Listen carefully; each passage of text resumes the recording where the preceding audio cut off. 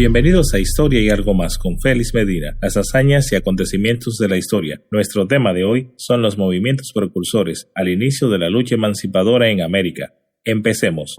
Todo el enclave institucional, económico, político y social que representó la conquista de América traería varios aspectos poco conocidos por el mundo europeo. El movimiento constante de mercancías de todo tipo, materias primas y otras necesidades que tuvieran las metrópolis debían ser suplidas por sus colonias en América, pero al mismo tiempo todo este movimiento permitió la aparición de un nuevo sujeto histórico y por tanto merecedor de nuestro análisis. Es el surgimiento de los criollos. Los criollos, con sus sucesivas características, son el nuevo sujeto a tomar en consideración. Eran propietarios de grandes extensiones de tierra y por tanto hay una mayor conexión de ellos con el territorio, muy diferente a lo que era el conquistador, que solamente tenía conexión con el nuevo ambiente en el que le tocaba desenvolverse. Los criollos podemos visualizarlo en base a tres características básicas. 1. Eran grandes propietarios de tierra, heredadas la común de las veces por sus padres, con la intención de que estos le garantizara su posición social y la política dentro de la colonia. 2. Eran comerciantes, lo que permitía la movilidad de la dinámica social y económica dentro de la colonia. Y tercero, estaban orgullosos de su condición, reivindicaban su apego al territorio, de donde eran oriundos, lo que fue despertando, poco a poco, elementos necesarios para el sentimiento de un nacionalismo temprano, ligado al territorio. Eran americanos y no europeos. Una de las primeras cuestiones en las luchas emancipadoras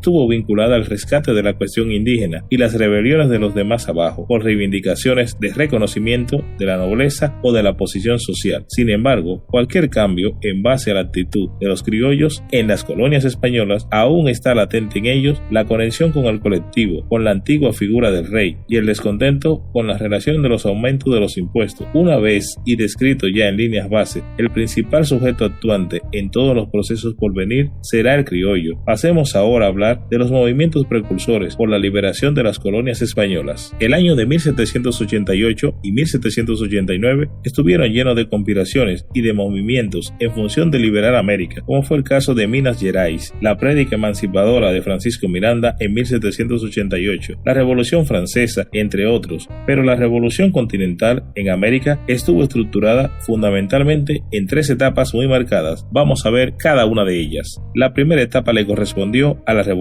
Haitiana, y esta iría de 1790 a 1804. El 14 de agosto de 1791 se da la sublevación de los esclavos. A partir de aquí inicia este proceso histórico conocido como la Revolución Haitiana, la cual terminaría con la independencia del primer estado de esos esclavos negros. Toussaint Louverture se convertiría en una de las figuras fundamentales de este proceso. Toussaint era el jefe militar de la isla y gobernador representante de Francia en América durante la primera etapa de la Revolución Haitiana, pero no fue hasta que se dio la unificación de los negros y mulatos de Saint-Domingue que se consumó la independencia de la antigua colonia francesa en el año de 1804. Toussaint logra el control de la isla y para 1801 promulga una constitución. El nuevo estado, sin embargo, se caracterizó por las contradicciones sobre el estado de la tierra, parcelas propias y el problema de llevar a los antiguos esclavos a volver a ponerse en funcionamiento, en este caso poner en funcionamiento el aparato productivo, el aparato de las plantaciones. A esto se sumó que ningún reino europeo reconoció la independencia de Haití. Sin embargo, no podemos dejar de lado que esta revolución cambió todo el panorama de los procesos que estarían por venir en el resto de América. La revolución haitiana fue un proceso extraordinario de principios del siglo XIX, por cuanto abrió el camino a los futuros procesos revolucionarios por la emancipación del continente. Hablemos ahora de la etapa iberoamericana. Esta etapa le corresponde en los años de 1808 y 1816. Esta etapa inicia con la invasión napoleónica en 1808, lo que en América se tradujo como el formal reconocimiento en Hispanoamérica al rey cautivo Fernando VII